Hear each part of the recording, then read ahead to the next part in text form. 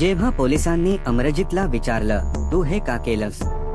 त्याने उत्तर दिलं, मला लहान मुलांना त्रासात बघायला खूप मजा येते. त्यांच्या डोक्यातून रक्त वाहताना बघायला खूप आवडतं. हे ऐकून पोलिसांना समजलं की हा कोणत्याही साध्या गुन्हेगारासारखा नाही.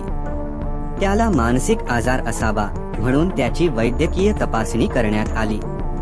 तपासणीत समोर आलं की त्याला कंडक्ट डिसऑर्डर नावाचा मानसिक आजार आहे. यामध्ये व्यक्तीला इतरांना वेदनेत बघण्यात आनंद वाटतो.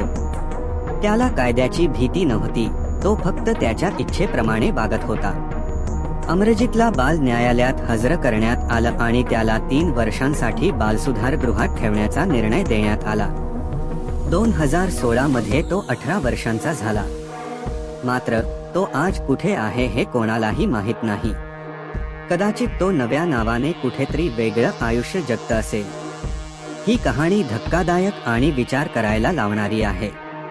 इतक्या लहान वयात कोणी सिरियल किलर कसं बनू शकतं? या घटनेवर तुमचे काय मत आहे?